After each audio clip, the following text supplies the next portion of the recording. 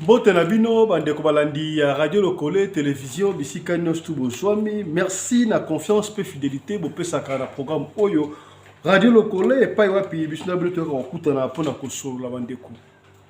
Toyo kosolola mpo kwa lelo tobetela lisolo ya pasi na yebisi yo bandeko. Ozolanda biso na radio, ozolanda biso na télévision esika nyonso ozwavi mbote na yo. Kombo na ngai Fiston Pelende, tata ya Sedek. Bandeko mawa ezangambu ta moko boye bato so baboto wana mokili pasala ka malamu me malamu wana ememelaka bango ngambu ezopesa pasi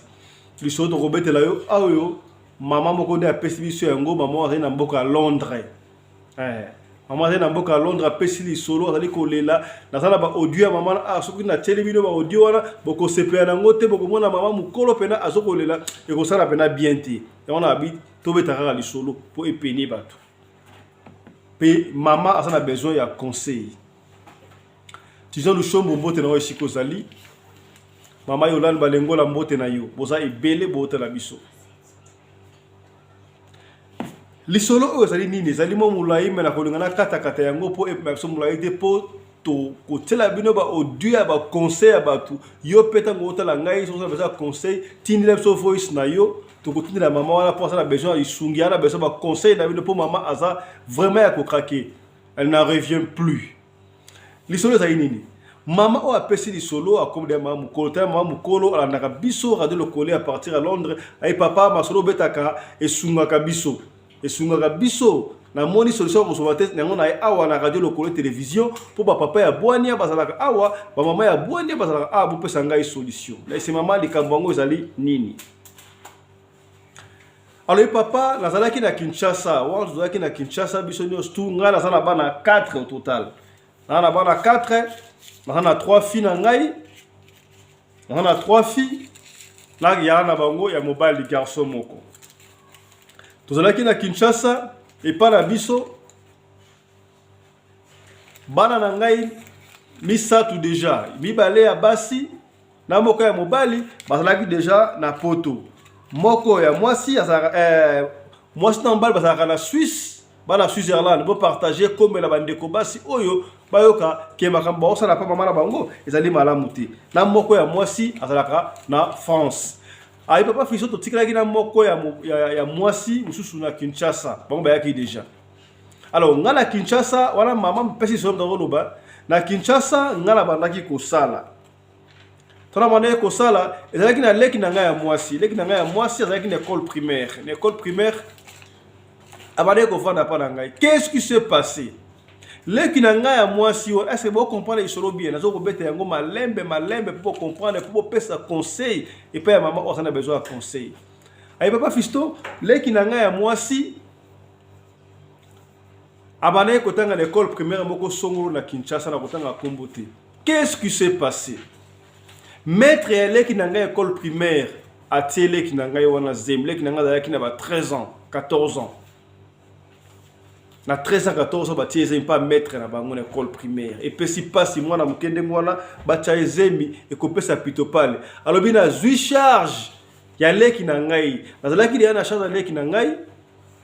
professeur wana to maître wana akimi amona na te tellement elle était petite 13 14 à tout mais 13 14 na école primaire na bino azali pena mayele mingi te ngwana esala ka sala na école primaire. On suppose que na ba 13 ans na yawana goza atana ba 5e primaire to 6e primaire so na habité là maman déterminé te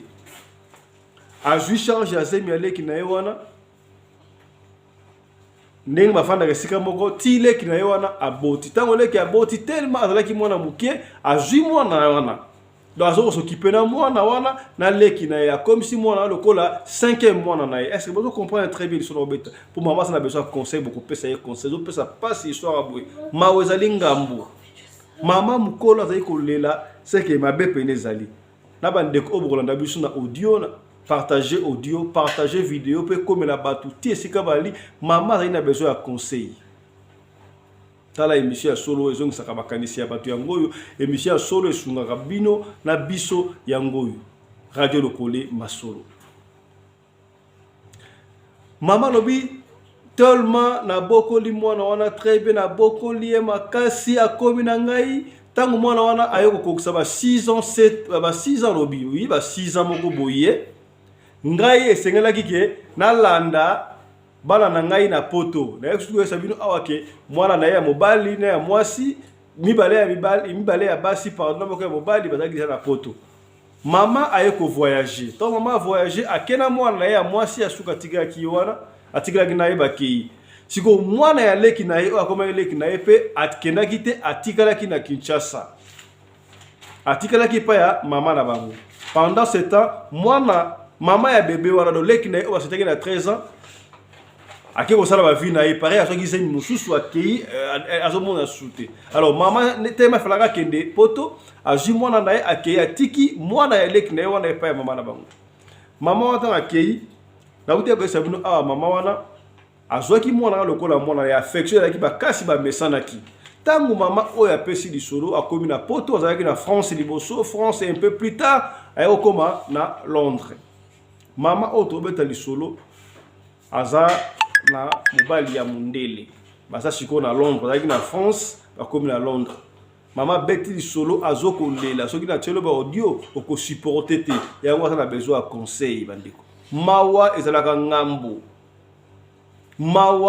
ngambo na esaka bino chaque fois mama na yako koma ndoki na yo papa na yako koma ndoki na yo mwana na yako koma ndeko na yo mwana leki na yo mwana ya ndeko na yo ako koma ndoki ya vi na yo landa lisolo ya pasi bandeko mama sana besoin conseil tangu mama na komi na poto bazalaki na France ba ko s'installer bongo na Londres amone que ça va mama abina kei na 5 ans na poto nzamba sungi makambo zalaki bien et que famille ça déjà wana do stabilité azupe mukanda mama suseleka ya mwana ya muke mwana ya leki na ye ya komisa ki mwana na ye mama eko zonga tanga eko zonga mwana wana komaki na ba 13 ans moko boye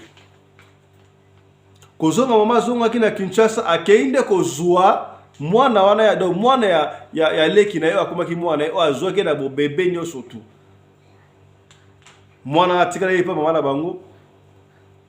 eloko atikala yepa mama na bango soki bana ko sala nini to atikala ki ndenge nini on ne sait pas mais tangu mwana abotamaki azaki na encadrement ya yema ko mama apesi lisolo mais tangu mama na kei poto atika ki na maboka mama na bango ce qui s'est passé ayebite tellement azaki mwana na ye kaka abana ko linga ye ko zonga 5 ans après azu mwana wana akena ye na Londres. Allez papa fiston tant que komi na Londres na mwana komi na Londres na 14 ans. Akomi na Londres na 14 ans. Tra komi na 14 ans. Pardon, abi akomi na Londres na 13 ans. Mwana ya leki na ya akomi na Londres na 13 ans. Tant akomi na 13 ans, mwana na ya mwasi o aye moko o akene a voyager ki ndela moko. Bo comprendre solo mwana wana akombaki na 19 ans. Basali une année na Londres. Une année cela veut dire que mwana oyo ya leki na ye o adopté ki wana akoma na 14 ans, mwana oyo ye akoma na 20 ans. Alors papa fistota o mwana wa salika une année na poto makambu ebandi mwana oyo akende ko joie. Ndeye bango balobaka na anglais mwana abandi azo trouble maker ya kosakana te bandi ko tia trouble na famille na ye. Mwana wana bandi ko kosa makambu. Boyebika bano bazalaka doki mwana muke mais azo manipuler mikolo oyebi kutu mama kutu alobaki boyi mama kutu alobaki alingaka yo te oyebi kutu ya ozaka na Suisse abi mwana wana ya muke abandi kokosa makambu na décret boko ezalaka ta papa fisto mwana wana ya kocha trouble na minute otobenga mwana wana wazaki mwana ya leki na ye wana akomi mama na minute oyo asala 40 plus de 40 ans toujours 40 ou 42 ans. Imaginez mwana wana yaki na 13 ans na poto na Londres. Une année kaka donc na 14 ans abandi buzoba na ye wana ya kocha songi pour famille wa dekabola. Siko akokisi 42 ans, 40 ans ou 42 ans. Maman mbimba azapela bana mibali. A créé division et quatre ya mama o apesi lisolo na propre bana na ye et pesi pasi ya kosakana te. Na ute ko sabino lisolo o mama abi lisolo ya kala kangia kokite muteme craquer. Yo ka lisolo ya ngabi abila bimisa na na radio le coller peut-être ba ko pesa ngai conseil. Pour aba conseiller ba la mbazalaka. Alobi ba ko fanda e bona ndaku boye wana maman a fait ça 40 ans na pesi mnoka âge na yela ko 42 ans ba d'ailleurs et oumeli combien de temps talaka bana on a 14 ans ti lelo maman a comme 42 ans qui moi na mukiro ce molimo en séparation ya famille bana 14 ans ti nous ça plus de 40 ans a oumeli la maman a craqué a 8 ans moi on a koti moi na nga ya moi si on a gagné na poto avec na 20 ans à peu près yé moi na leki na ngai na yaki na 14 na 13 ans na 14 ans donc bazaki 20 ans na 14 ans okomona soki mwana ngai ya mwa c'est pas akoma des jeunes 20 ans abimi aya zongi na ndako boye okomona soki nga na so na papa na bango na santo vandi okomona ye mwana wana ya 14 ans mwana ya leki na ngai abatam na sima porte so pa obata ba sima porte so ba yoka ni ebite tangu ndeko na ya ko ya mwana oya ngai biologique ya 20 ans zongi omona ka akosie ya tobeta tour na parc toki otambo na jardin to mpepe tangu bakobima boye bake kotambola akoseli mama makambu donc osopona mutu oyo soka mundi boza lège na famille azolinga te azokosa makambu pour la bozaka na mbutu soki famille wana eza na désordre bana baofinga mama na bango ye azalaka na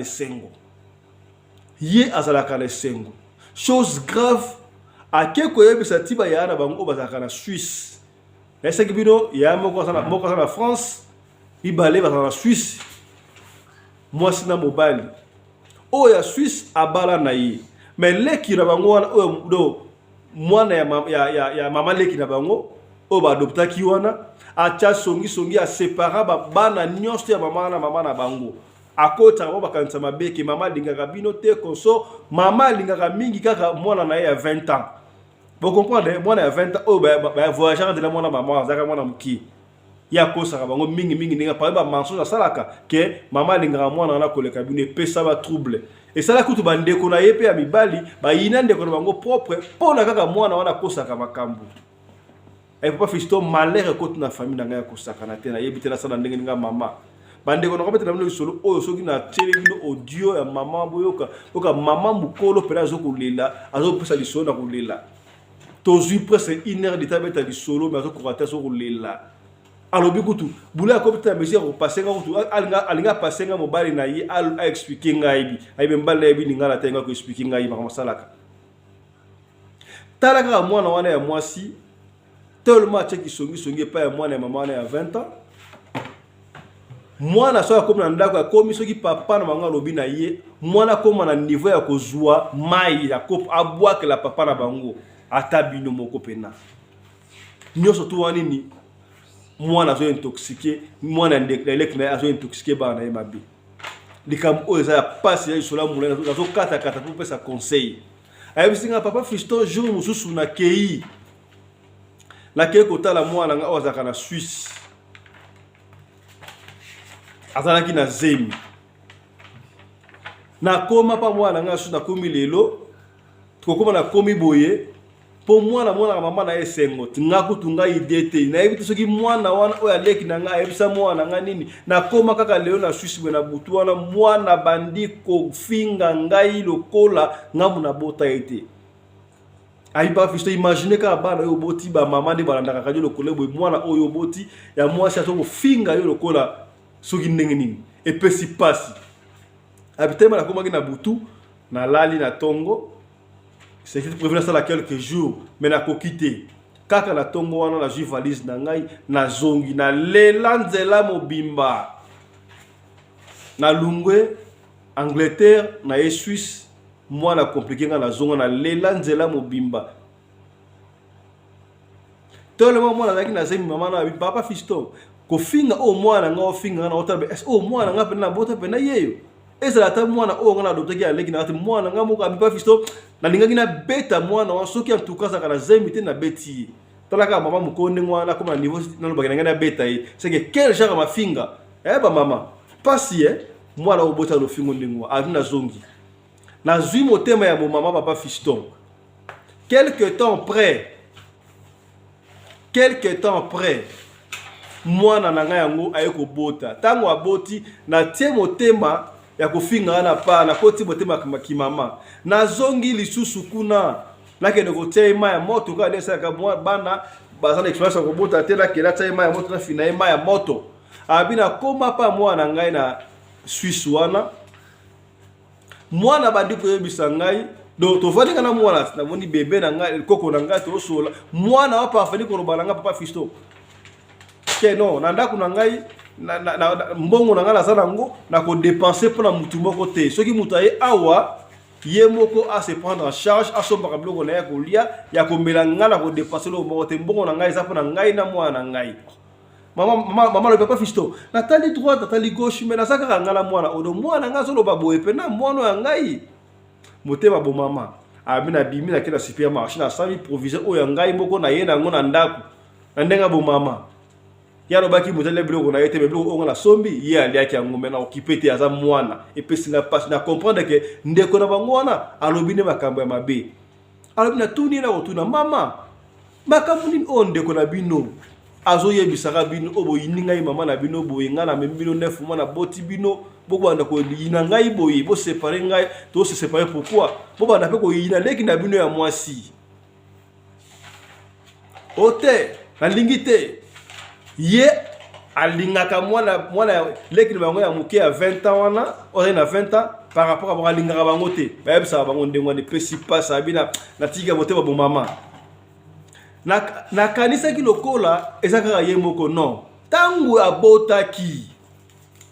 bebi réception batu oboti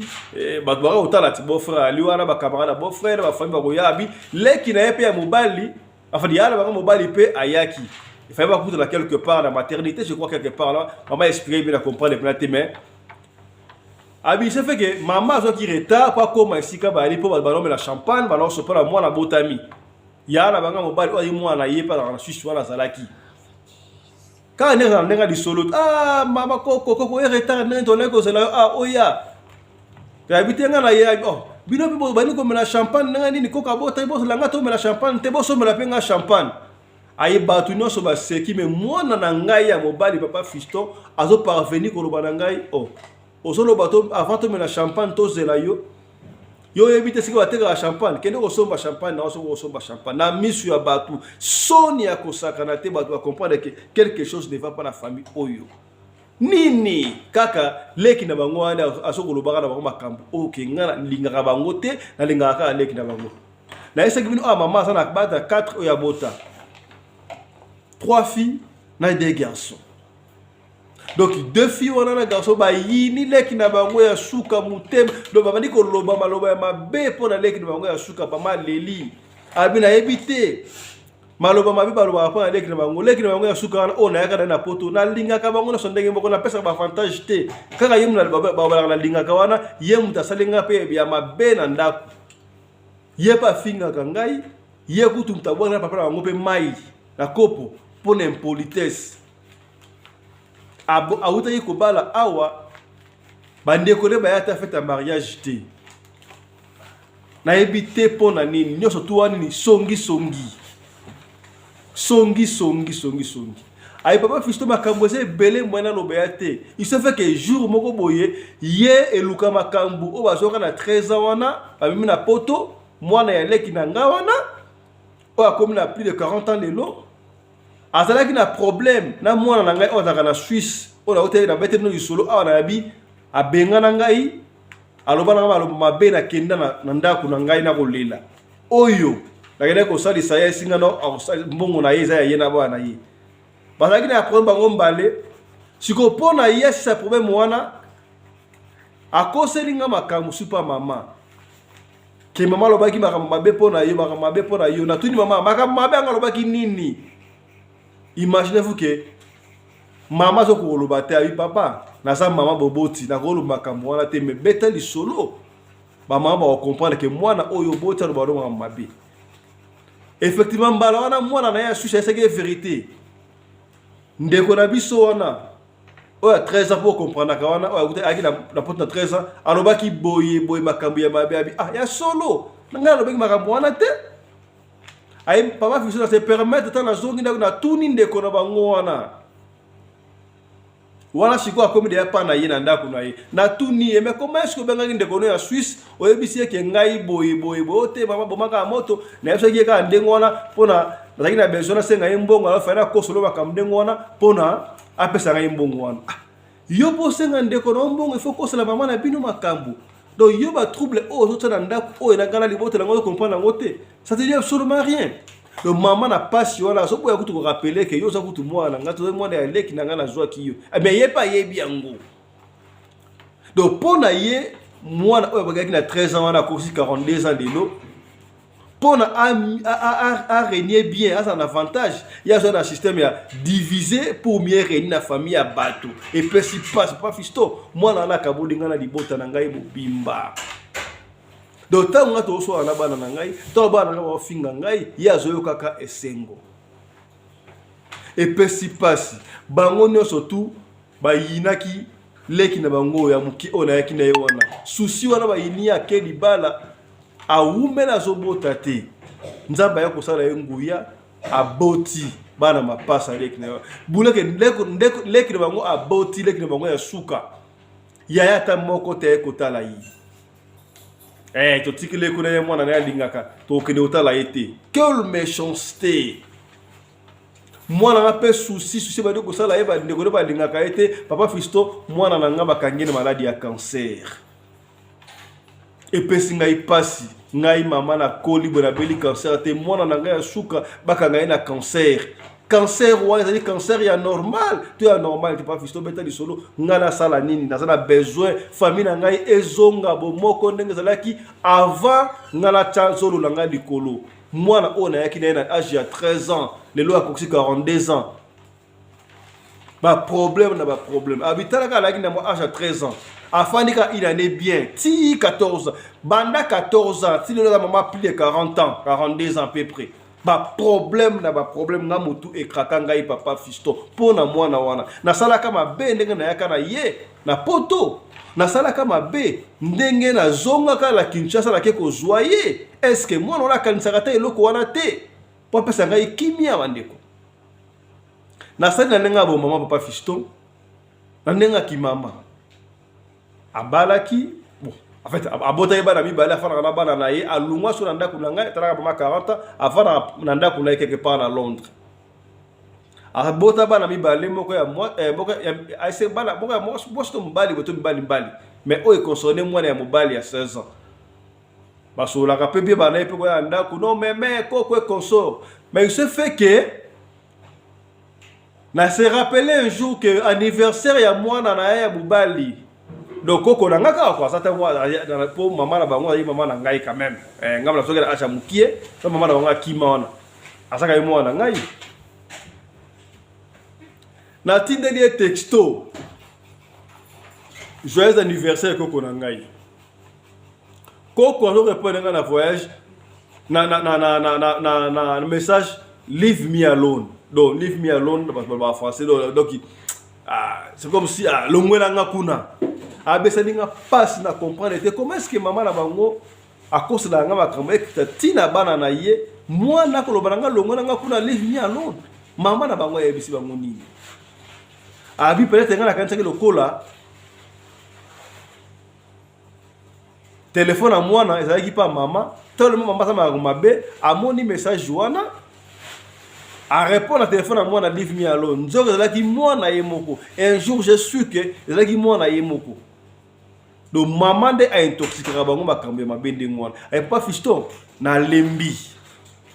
na ebité na sala nini na koma doki so na vandi kolela ngana ko sa famille na ngai nene zonga pesa na ba beta liso na ngai bande ko pesa ngai conseil na sala nini na zoko sala nyonso tuna approcher bana na ngai na tuna wangu mabe yango ezali wapi mabe nini babongisaka te nga sa mama na bino na bota bino boki ngai na mabe pa mabe ni boki ngai na ngo ndeko na bino akosibina koselinga makamuni ni pala bino o bino bolinga ngai te nga mama na bino bakoma pire na mama wana na ye ndeko na bino wana oyo nga na joie na âge ya muke mama na ye ba tsaki yese mi pa ya maître na bango na 13 ans et pesi ngai passe tangu nga na liye makambo wana tali mama bete ngai solo mama za ikolela alobaki makambe belé moi to la bino yango za to parler bino makambe belé pour ta solo muta pesi mama za besoin conseil yango to tanga ta kombote. Si on a une réflexion, je réfléchis à tu vois la bino siko. Maman ya mwana wana wala ile kina ye. batiaki ezembo à âge à 13 ans et pas un maître là ba maître à bonne école primaire maître à tio zembo déjà vous comprenez le niveau hein maman kei aye kozonga azui mwana wana pe na 13 ans tant que aussi 14 ans maman na ye abotaki azongi besoin 13 ans botana 14 ans tant maman yesikoyo maman epe kozwa mwana na ye wa akandaki poto ye kozwa ye na 13 ans tant que aussi 14 ans makambo ebandi qu'est-ce qui se passe?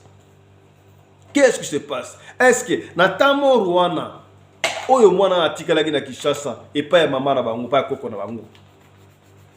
boyebi via Kinshasa ndezalaka mabe kota kité makambo ya famille kota kité qu'est-ce qui se passe na makambo ya biso ba bantu eza spirituel na ebité nga na beti kaka lisolo ndenge ba lobito beta na esa kablo ndenge mwa to beta ka lisolo kaka ndenge ba pesi biso soko lobitanga kombo tanga kombo soko boy tanga kombo tanga kombo te lisolo ya maman oyo eza mulai na tia yango na synthèse pour vous comprendre maman ndingisi kwa sala nini atika bana wana nde ba ali wana ye pe a se retirer na ndenge na ye afana na ye na ndenge na ye amene vile na mbala na ye bana pe na ndenge na bango to aluka bana asenga bango pardon atali kabo ayebite wala uta sala kyango déjà na luka bana na benga moko na moko to solo la qu'est-ce qu'il y a to bon ça va linga ko sentir ngaité ngala ba comme ko na ba ko forcer le ko la maman na so ko forcer ka bango. Qu'est-ce qu'il y a au juste? Qu'est-ce qu'il y a au juste? Na sala ni de bandeko sunangai. Ya ngala ya ko beta lisolo bandeko. Yo muto landa ngai partout. Olanda nga na Suisse bandeko partager mission oyo comme la bande ya maman oyo ba yoka ba conseil boko pesa. Partager l'émission et comme la bande ya mwana ya maman oyo na France partout na Kinshasa ba yoka ta ye maman oyo luka makambu. O ba soki na âge à 13 ans. Ti akoma mbimba na Londres ayoka lisolo oyo. Nali ko beta lisolo mama yango azalaka na Londres ye mama oyo luka makambu pe azape na Londres parce que na âge à 13 ans na Kinshasa ba ye na yesiko boye azala 42 ans mama oyo ko lisolo mwana ya mwasa na Suisse na mbali na Suisse muso na France pour mama on pas faire na France ta lisolo to beta libuni yango bandeko et pe si passe to kana nu intervention bandeko mususu balobi nini sur le soleil mama oyo et bon tozonga na. Voilà. Bonjour, papa, fiston Pélène de Radio Lokole TV. Mampote na yo papa. Nalandi histoire oyo esalinga pasi makasi.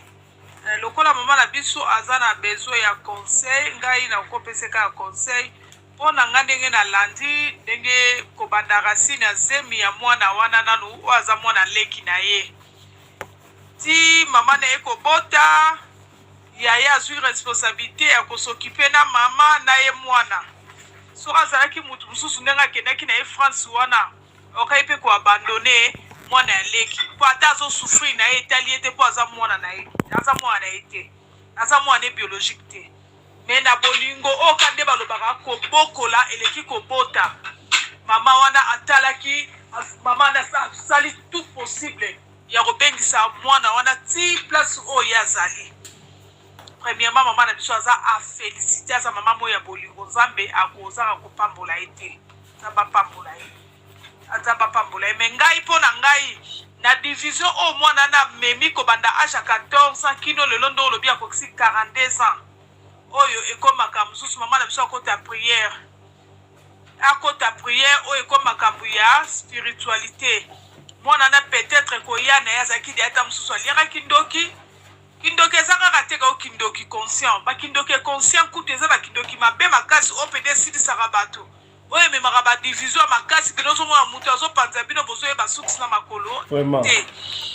nga na kosengaka na mama na biso akota vraiment prière au profondeur ya prière nzambe arepare ye na bana na ye azongisa ye na communion azongisa ye na unité ye na bana na ye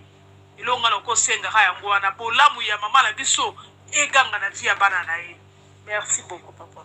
Voilà, merci beaucoup à l'intervention Ndeko tozwa Ndeko mususu oui Ndeko. Yes, les gars journalistes.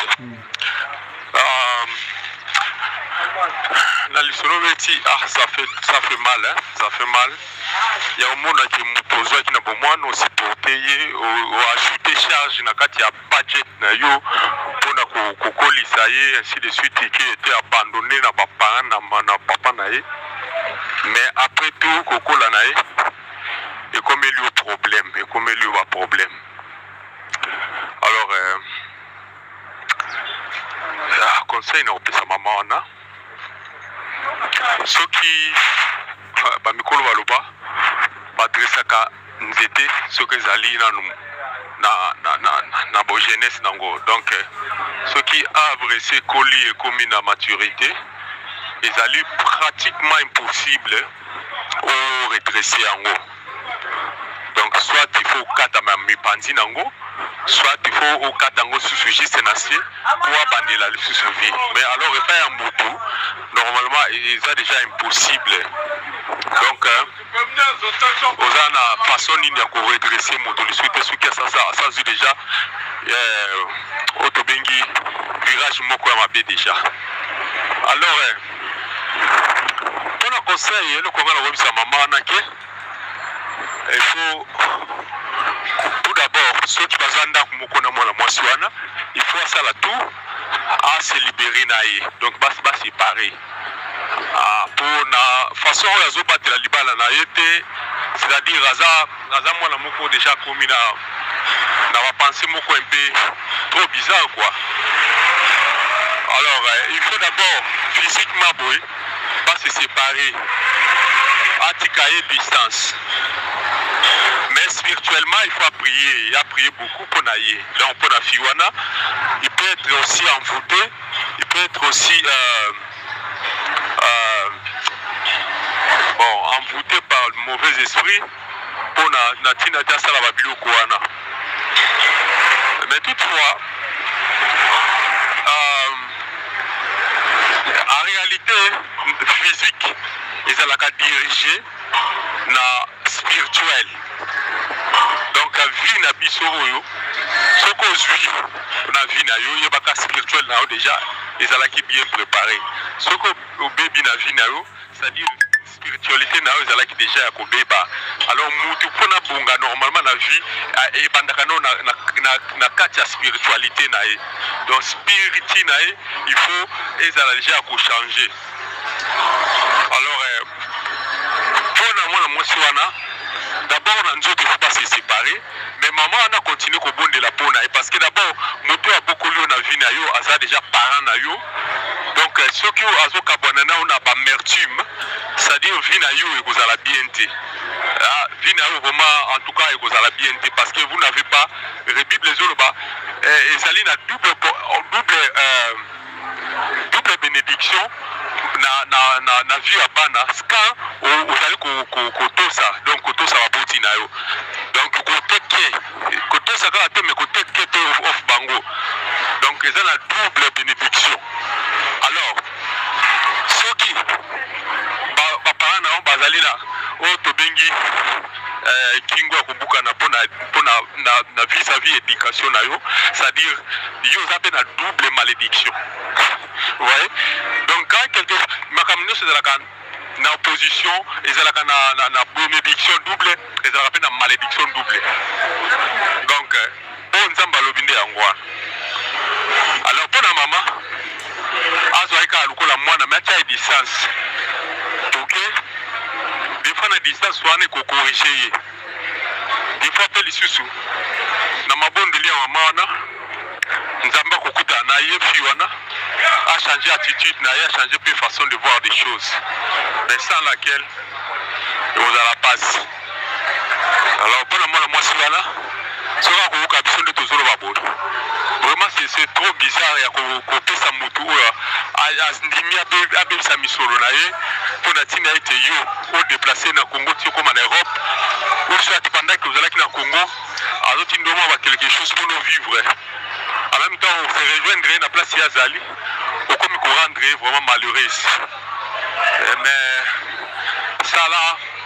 attends Nzambe ko pardonner au terre à moins que yo moko penda o changer penda attitude na o ke o sengi bolimbisi et tu as tout au clean nyonso.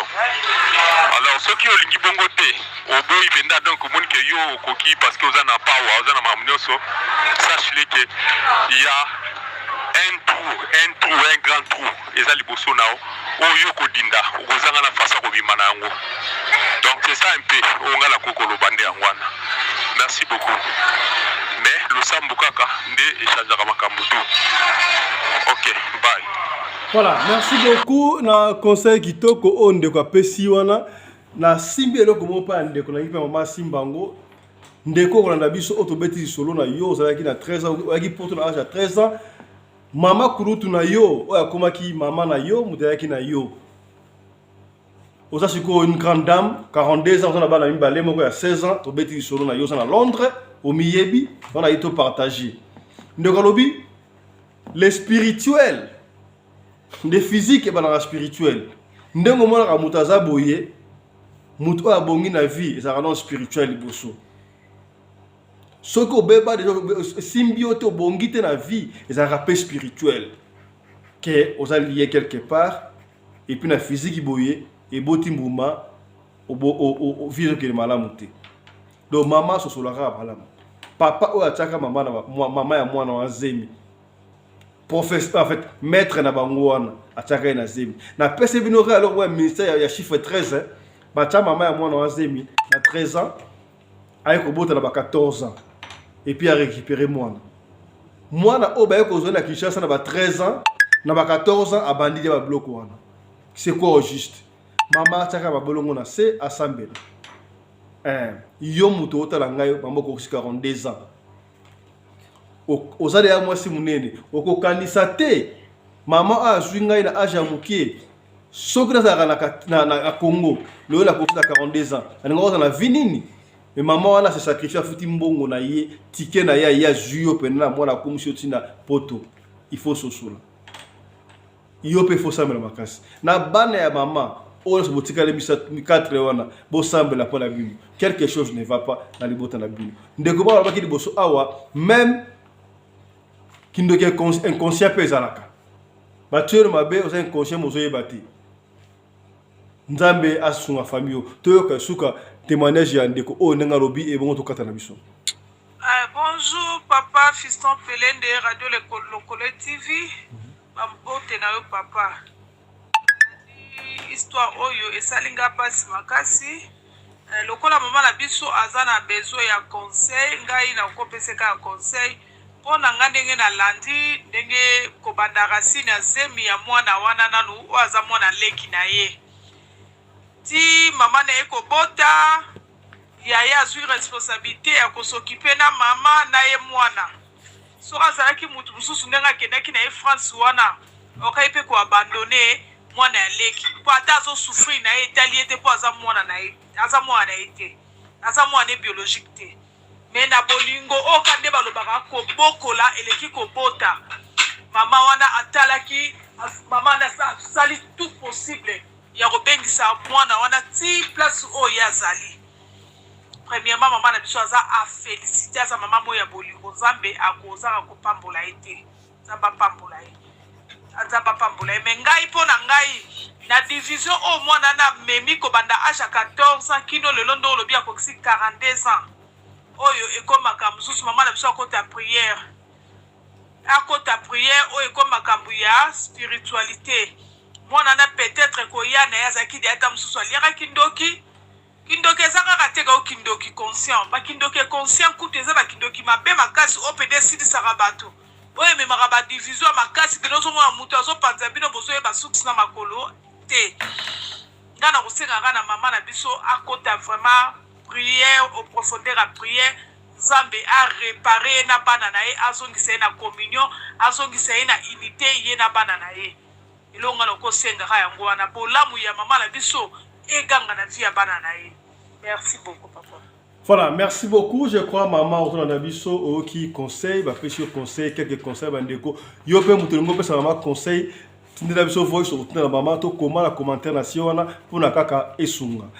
Merci na bino sur la biso de l'autre sugi awalelo. Merci na mamari na Ombi la femme à la taille d'une tige spaghetti. Ni courbir ni virage, coordonnatrice la chaîne Oyo Radio Lokole Télévision, na Radio Lokole Télévision de bandeko. To sengi bino mingite na musala o to salaka biso mo to kokate me longo na bino nde to kende liboso boye babongo ko s'abonner s'abonner à la chaîne Nabiso Radio Loco Télévision, sur votre link, s'abonner et pour finir cloche de notification pour Orataka, programme na bisoté. Puis ne pas de déjà abonné pour partager la masoda papa fiston à chaque fois. Ce qui dit solo oyo et idéoté et ko aider de komoko songolo et sikamoko pakala. Botika la malamu, tukutani sur lobby pour la numéro sur Radio Loco Masolo. D'ici là, portez-vous bien. Santé de fer à tous. Chap chap et tchara.